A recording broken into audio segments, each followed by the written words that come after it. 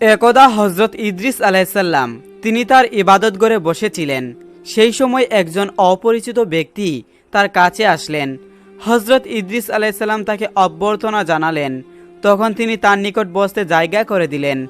আল্লাহর নবী হজরত ইদ্রিস আলাইসাল্লাম বুঝতে পারেননি যে সেই ব্যক্তি ছিলেন আল্লাহর ফেরেশতা হজরত আজরাইল আলাইসাল্লাম।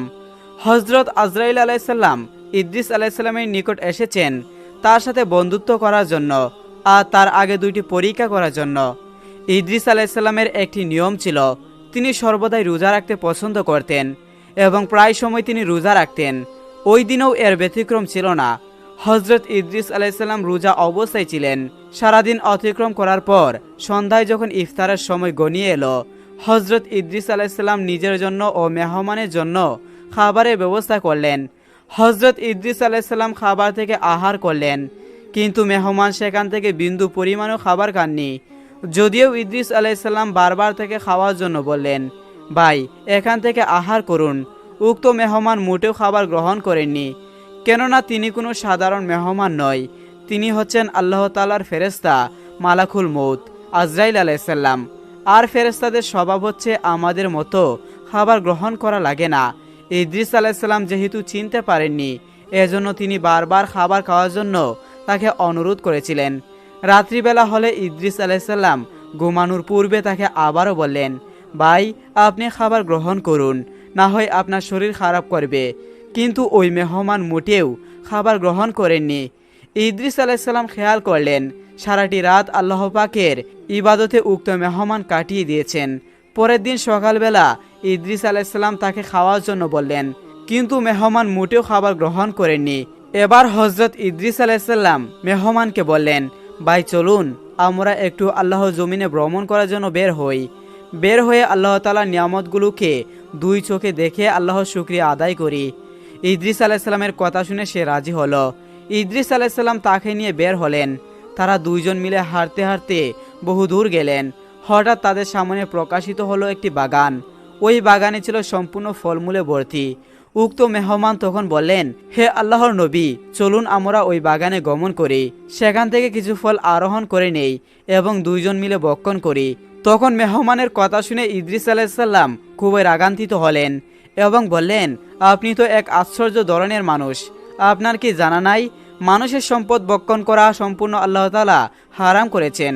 হজরত আজরাইল আলাইসাল্লাম ইদ্রিস আলাইসাল্লামের কথা শুনে কোনো প্রতিবাদ করলেন না, তিনি চুপ রইলেন। কেননা তিনি যে আল্লাহ তাআলার ফেরেশতা মালাকুল মউত আজরাইল আলাইসাল্লাম পরীক্ষা করছিলেন মানুষের সম্পদের প্রতি নবী ইদ্রিস আলাইসাল্লামের লোভ আছে কিনা। তারপর তারা দুইজন মিলে আবার হাঁটতে শুরু করলেন। হাঁটতে হাঁটতে তারা গিয়ে একটি মাঠে উপস্থিত হলেন। ওই মাঠের মধ্যে ছিল হাজার হাজার ছাগল।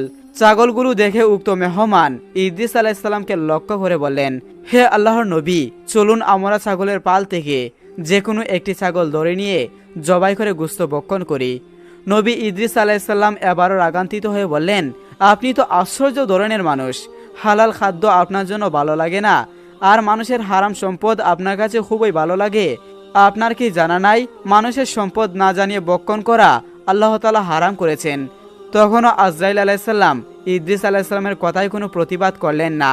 এইভাবে তারা সারাদিন হাঁটলেন। আল্লাহর নিয়ামত দেখে সন্ধ্যার সময় আবার বাসায় ফিরে আসলেন। এভাবে উক্ত মেহমান নবী ইদ্রিস আলাইসাল্লামের ঘরে 3 দিন অতিবাহিত করলেন। কিন্তু এই 3 দিনের মধ্যে উক্ত মেহমান কোনো খাবার গ্রহণ করেননি এবং তিনি বিন্দুমাত্র সময়ের জন্য ঘুমাননি। নবী ইদ্রিস আলাইসাল্লাম উক্ত মেহমানকে লক্ষ্য করে বললেন, আল্লাহর পাকের শপথ করে আপনাকে আমি বলছি, আপনি মেহরবানি করে আপনার পরিচয়টুকু আমাকে দান করুন। কেননা কোনো মানুষ 3 দিন পর্যন্ত না খেয়ে 3 দিন পর্যন্ত না ঘুমিয়ে থাকতে পারে না। আপনি অবশ্যই মেহরবানি করে আপনার পরিচয় আমাকে দান করুন। উক্ত মেহমান বললেন, হে আল্লাহর নবী, আসলে আমি কোনো মানুষ নই, আমি মালাকুল মউত আজরাইল আলাইসাল্লাম। হজরত ইদ্রিস আলাইসাল্লাম আজরাইল আলাইসাল্লামের কথা শুনে থমকে গেলেন। তার শরীর কাঁপতে শুরু করলো। তিনি বললেন, মনে হয় আমার জীবন শেষ, আপনি আমার জান কবজ করার জন্য আমার নিকট আগমন করেছেন। তখন আজরাইল আলাইসাল্লাম বললেন, হে আল্লাহর নবী, না, আমি আপনার রূহ কবজ করার জন্য এখানে আগমন করিনি, বরং আমি আপনার সঙ্গে বাদরিতের বন্ধন স্থাপন করার জন্য আগমন করেছি। হজরত ইদ্রিস আলাইসাল্লাম বললেন, আপনি কেন আমার সঙ্গে বাদরিতের বন্ধন স্থাপন করতে চান? মালাকুল মউত আজরাইল আলাইহিস সালাম বললেন, আকাশ থেকে খেয়াল করেছি আপনার ইবাদত বন্দেগীর প্রতি, আপনার একাগ্রস্ততা ও ইবাদত বন্দেগী দেখে আমার নিজেরই খুবই ভালো লেগেছে। আর এজন্যই আল্লাহ রব্বুল আলমিনের নিকট আমি বারবার ফরিয়াদ জানিয়েছি আল্লাহ তাআলা যেন আমাকে সুযোগ করে দেন এবং আমি আপনার সঙ্গে বাদরিতের বন্ধন স্থাপন করতে পারি। বারবার ফরিয়াদ করার কারণে আল্লাহ রব্বুল আলামিন আমার ফরিয়াদকে কবুল করেছেন এবং আমাকে আপনার নিকট আসার অনুমতি দান করেছেন। আর তখন হজরত ইদ্রিস আলাইসাল্লাম বললেন, হে মালাকুল মউত আজরাইল আলাইসাল্লাম, আপনি আমার সাথে বায়ের সম্পর্ক স্থাপন করতে চান, কিন্তু আমার শর্ত রয়েছে। আপনি যদি আমার শর্তগুলো পূরণ করতে পারেন তাহলে আপনার সঙ্গে বাদরিতের সম্পর্ক স্থাপন করব। আপনি কি আমার ভাই হিসেবে কবুল করে নেবেন? আজরাইল আলাইসাল্লাম বললেন, আপনার কি শর্ত? আপনি আমাকে বলতে পারেন, আমি আপনার সকল শর্ত পূরণ করতে রাজি আছি। হজরত ইদ্রিস আলাইসাল্লাম বললেন, আমার শর্ত হচ্ছে আপনি আমার জান কবজ করুন। আমার রূহ কবজ করলে আমি বুঝতে পারবো মরণের যন্ত্রণা কত বেশি, আর এটা স্মরণ করে আমি আল্লাহ তাআলার ইবাদত আরো বেশি পরিমাণে করতে পারবো। হজরত আজরাইল আলাইসাল্লাম বললেন, হে আল্লাহর নবী, রূহ কবজ করার দায়িত্ব যদিও আমার, কিন্তু আল্লাহর হুকুমবিহীন আমি কারো জান কবজ করতে পারি না, আর এখনো আপনার মৃত্যুর সময় হয়নি। ইদ্রিস আলাইসাল্লাম বললেন, আল্লাহর নিকট ফরিয়াদ জানান আল্লাহ যেন আপনাকে এই হুকুম দান করেন। মালাকুল মউত আল্লাহ রব্বুল আলামিনের কাছে ফরিয়াদ জানালেন, হে আল্লাহ রব্বুল আলামিন, আপনার নবী মৃত্যু যন্ত্রণা উপলব্ধি করতে চাই, আপনি তাকে এই অনুমতি দিন। যখন মালাকুল মউত আল্লাহ রব্বুল আলামিনের নিকট নবী ইদ্রিস আলাইসাল্লামের পক্ষ হয়ে ফরিয়াদ জানালেন, আল্লাহ রব্বুল আলামিন হজরত ইদ্রিস আলাইসাল্লামের রূহ কবজ করার জন্য হুকুম দিলেন। হজরত আজরাইল আলাইসাল্লাম তখন ইদ্রিস আলাইসাল্লামকে বললেন, হে আল্লাহর নবী, আল্লাহ আমাকে অনুমতি দান করেছেন যেন আমি আপনার রূহ কবজ করি। ইদ্রিস আলাইসাল্লাম তখন খুব খুশি হলেন। তখন ইদ্রিস আলাইসাল্লাম বললেন, ভাই, আপনি আপনার কাজ শুরু করুন। এরপর হজরত আজরাইল আলাইসাল্লাম ইদ্রিস আলাইসাল্লামের রূহ কবজ করার জন্য পরিপূর্ণ প্রস্তুতি নিয়ে জমিয়ে শুয়ে দিলেন।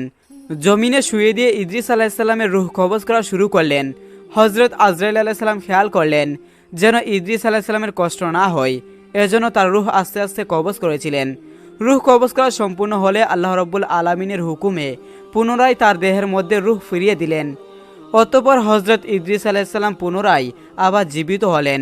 জীবিত হওয়ার পর আজরাইল আলাইসাল্লাম তাকে জিজ্ঞাসা করলেন, বা ইদ্রিস, মৃত্যুর যন্ত্রণা কেমন অনুভব হয়েছে? হজরত ইদ্রিস আলাইসাল্লাম বললেন, হে মালাকুল মউত, আপনি শুনে রাখুন, আমার নিকট মনে হয়েছে জীবন্ত একটি ছাগলকে যদি তার সমস্ত চামড়া তার শরীর থেকে আলাদা করা হয় তাহলে সে যে পরিমাণ কষ্ট অনুভব করবে আমার নিকট এর চাইতেও হাজার হাজার বেশি অনুভব হয়েছে। মালাকুল মউত আজরাইল আলাইসাল্লাম তখন বললেন, হে আল্লাহর নবী ইদ্রিস, আপনি শুনে রাখুন, পৃথিবীর শুরু থেকে এখন পর্যন্ত আমি যত মানুষের রূহ কবজ করেছি সবচাইতে আপনার কবজ করার সময় আমি ইহসানের প্রতি লক্ষ্য করেছি যেন আপনার কোনো ধরনের কষ্ট না হয়, কিন্তু এরপরেও যেহেতু আপনার অনেক কষ্ট হয়েছে সেজন্য আমি আপনার নিকট ক্ষমা প্রাপ্তি, মেহেরবানি করে আপনি আমাকে ক্ষমার দৃষ্টিতে দেখবেন। হজরত ইদ্রিস আলাইসাল্লাম বলেন, হে মালাকুল মউত, আপনি যেহেতু আমাকে ইচ্ছা করে কোনো কষ্ট দেননি এজন্য আপনাকে আমার কাছে ক্ষমা চাইতে হবে না। যখন হজরত ইদ্রিস আলাইসাল্লামের রূহ পরিপূর্ণভাবে কবজ করা হয়ে গেল এবং তিনি পুনরায় ফিরে পেলেন, ইদ্রিস আলাইসাল্লাম তাকে বললেন, ভাই, আমার উদ্দেশ্য ছিল আমার রূহ কবজের মাধ্যমে আমি মৃত্যুর যন্ত্রণা অনুভব করব এবং এর মাধ্যমে আল্লাহ রব্বুল আলামিনের ইবাদতের প্রতি আরো মগ্ন হব। যেহেতু কবজ করার যন্ত্রণা আমি অনুভব করতে পেরেছি, এখন আপনার নিকট আমার আরেকটি অনুরোধ হচ্ছে, আপনি আল্লাহ রব্বুল আলামিনের নিকট আমার পক্ষ হয়ে ফরিয়াদ করেন যেন আমাকে জাহান্নাম দেখার ব্যবস্থা করে দেন, যেন জাহান্নামকে সচক্ষে দেখে আমি আল্লাহ রব্বুল আলামিনের আরো বেশি পরিমাণে ইবাদত বন্দিগি করতে পারি। মালাকুল মউত আজরাইল আলাইসাল্লাম তখন আল্লাহর নিকট ফরিয়াদ করলেন। তখন আল্লাহ তাআলা তাকে অনুমতি প্রদান করলেন যেন ইদ্রিস আলাইসাল্লামকে তিনি নিয়ে জাহান্নাম সচক্ষে দেখিয়ে আনেন। মালাকুল মউত আজরাইল আলাইসাল্লাম বললেন, হে আল্লাহর নবী, আপনি আমার সঙ্গে চলুন। আল্লাহ রব্বুল আলামিন অনুমতি প্রদান করেছেন যেন আপনাকে জাহান্নাম দেখিয়ে আনি। এরপর মালাকুল মউত আজরাইল আলাইসাল্লাম হজরত ইদ্রিস আলাইসাল্লামকে নিয়ে রওনা করলেন। তারা উভয়ে যেতে যেতে আল্লাহ রব্বুল আলামিনের জাহান্নামের নিকট উপস্থিত হলেন। জাহান্নাম দেখে, জাহান্নামের ভয়াবহতা এবং শাস্তি দেখে হজরত ইদ্রিস আলাইসাল্লাম একটা চিৎকার দিলেন এবং তিনি ভয়ে বেহুশ হয়ে গেলেন। হজরত ইদ্রিস আলাইসাল্লাম জাহান্নাম সম্পূর্ণ দেখার পরে তিনি দু চোখের পানি ছেড়ে দিলেন এবং কান্না শুরু করে দিলেন। জাহান্নামের শাস্তি সবকিছু দেখার পরে ইদ্রিস আলাইসাল্লাম আজরাইল আলাইসাল্লামকে বললেন, ভাই, আপনি আমাকে মৃত্যু যন্ত্রণা আস্বাদন করিয়েছেন এবং জাহান্নাম দেখিয়েছেন। এই দুইটার মাধ্যমে আমার হৃদয় আল্লাহ রাব্বুল আলামিনের ইবাদত বন্দিগিতে বেশি বেশি করার জন্য তামান্না হচ্ছে। আমি সারা জীবন যতদিন বেঁচে থাকি আল্লাহ রাব্বুল আলামিনের ইবাদত বন্দেগী করব এবং আমার উম্মতকে সবসময় বুঝাবো আমি সচক্ষে জাহান্নাম দেখেছি এবং মৃত্যু যন্ত্রণা আমি আস্বাদন করেছি। মৃত্যু যন্ত্রণা খুবই কঠিন এবং জাহান্নাম একটি স্থান যেখানে শাস্তি সহ্য করার মতো ক্ষমতা কারণেই। এবং হজরত ইদ্রিস আলাইসাল্লাম মনে মনে একটি ফন্দি আঁটলেন। তিনি আজরাইল আলাইসাল্লামকে তা বুঝতে দিলেন না। তিনি আজরাইল আলাইসাল্লামের হাত ধরে বললেন, ভাই, আপনার নিকট আমার আরও একটি অনুরোধ রয়েছে, মেহেরবানি করে আপনি আমার অনুরোধটি ফেলবেন না। হজরত আজরাইল আলাইসাল্লাম বললেন, আপনার আবার কি অনুরোধ? হজরত ইদ্রিস আলাইসাল্লাম বললেন, আপনি মেহেরবানি করে আল্লাহ রাব্বুল আলামিনের নিকট আমার জন্য আরও একটি ফরিয়াদ করুন, যেন আল্লাহ তাআলা আমাকে সচক্ষে জান্নাত দেখার ব্যবস্থা করে দেন। হজরত আজরাইল আলাইসাল্লাম যখন আল্লাহ রাব্বুল আলামিনের নিকট ফরিয়াদ করলেন, আল্লাহ রাব্বুল আলামিন তখন হজরত ইদ্রিস আলাইসাল্লামকে সচক্ষে জান্নাত দেখার অনুমতি দিয়েছেন। হজরত ইদ্রিস আলাইসাল্লাম আল্লাহ রাব্বুল আলামিনের তরফ থেকে অনুমতি পেয়ে শুকরিয়া আদায় করলেন। অতঃপর মালাকুল মউত আজরাইল আলাইসাল্লাম হজরত ইদ্রিস আলাইসাল্লামকে সাথে নিয়ে রওনা করলেন। দুইজনে যেতে যেতে জান্নাতের দ্বারপ্রাপ্তে উপস্থিত হলেন। ইদ্রিস আলাইসাল্লাম জান্নাতের দিকে রওনা করতে করতে তিনি মনে মনে একটি ফন্দি আঁটলেন। সেটি তিনি আজরাইলকে বুঝতে দিলেন না। ফন্দিটি ছিল এই যে, কোনোভাবে জান্নাতের মধ্যে আমি একবার প্রবেশ করি তাহলে জান্নাত থেকে আর বের হব না, কেননা আল্লাহ রাব্বুল আলামিন ওয়াদা করেছেন যে একবার জান্নাতে যাবে কখনোই দুনিয়াতে ফিরবেন না। এটা আল্লাহ রাব্বুল আলামিনের ওয়াদা। হজরত ইদ্রিস আলাইসাল্লাম মনে মনে ফন্দি করলেন, যেহেতু আমার মৃত্যু স্বাদ গ্রহণ করার দাব পার হয়ে গিয়েছে, এখন যে কোনো সময় আমি আল্লাহ রাব্বুল আলামিনের জান্নাতে ঢুকতে পারি, তাহলে আমি জান্নাত থেকে বের হব না, কেননা আল্লাহ রাব্বুল আলামিন বলেছেন জান্নাতে যে একবার যাবে সে চিরস্থায়ীভাবে সেখানে অবস্থান করবে। ইদ্রিস আলাইসাল্লাম মনে মনে এই পরিকল্পনা করেছিলেন, কিন্তু আজরাইল আলাইসাল্লাম এদিক থেকে তার মনের অবস্থা কিছুতেই বুঝতে পারল না। মহান আল্লাহ রাব্বুল আলামিন ইদ্রিস আলাইসাল্লামের মনের কথাগুলো শুনে হাসতেছিলেন, কেননা আল্লাহ রাব্বুল আলামিন ইদ্রিস আলাইসাল্লামের তকদিরে এইভাবে লিখেছিলেন, জিন্দা অবস্থায় মৌতের পূর্বে তাকে আল্লাহ রাব্বুল আলামিন থেকে জান্নাত দেখাবেন, জান্নাতের মধ্যে চিরস্থায়ী করে দিবেন। হজরত আজরাইল আলাইসাল্লাম যখন ইদ্রিস আলাইসাল্লামকে নিয়ে জান্নাতের দরজায় উপস্থিত হলেন, ঠিক ওই মুহূর্তে আজরাইল আলাইসাল্লাম বললেন, ভাই ইদ্রিস, এই যে জান্নাত, আপনি জান্নাতে প্রবেশ করুন, কিন্তু শর্ত হচ্ছে আপনার পায়ে যে জুতা রয়েছে সেই জুতা আপনি জান্নাতের বাহিরে রেখে যান। জান্নাতে যত নাচ নিয়ামত রয়েছে সকল নাচ নিয়ামত আপনি ঘুরে ঘুরে দেখুন। আমি আপনার জন্য বাহিরে অপেক্ষা করছি। যখন আমি আপনাকে ডাক দিব এবং দুনিয়া যাবার সময় হবে, ঠিক সেই মুহূর্তে আপনাকে ডাক দিলে আপনি দ্রুত আমার নিকট চলে আসবেন। আপনাকে নিয়ে আমি আবার আল্লাহর জমিনে ফিরে যাব। ইদ্রিস আলাইসাল্লামের মনের কথাগুলো আজরাইল আলাইসাল্লাম জানেন না। সে কখনো চিন্তা করে নাই যে হজরত ইদ্রিস আলাইসাল্লাম মনে মনে কি চিন্তা করে রেখেছেন। ইদ্রিস আলাইসাল্লাম আজরাইলের কথা শুনে জুতা বাহিরে রাখলেন এবং আল্লাহ তাআলা জান্নাতে প্রবেশ করলেন। আল্লাহ তাআলা জান্নাতের বড় বড় নাচ নিয়ামত তথা সৌন্দর্যতা, জান্নাতে যত আরাম আয়েশ সবকিছু ইদ্রিস আলাইসাল্লামের এক এক করে উপভোগ করতে লাগলেন। জান্নাতের নাচ নিয়ামত তিনি যতই দেখছেন তার চক্ষু শীতল হয়ে যাচ্ছে। ইদ্রিস আলাইসাল্লাম জান্নাত দেখছেন আর আল্লাহ রাব্বুল আলামিনের শুকরিয়া আদায় করেছেন। কিছুক্ষণ পরপর আলহামদুলিল্লাহ বলে শুকরিয়া আদায় করেছেন এবং সিজদায় অবনত হচ্ছেন। যতই তিনি সামনে অগ্রসর হচ্ছেন, আল্লাহ তাআলা জান্নাত দেখে তিনি ততই মোহিত হয়ে যাচ্ছেন। আল্লাহ জান্নাতের প্রতীক তো ততই আকৃষ্ট হয়ে যাচ্ছেন।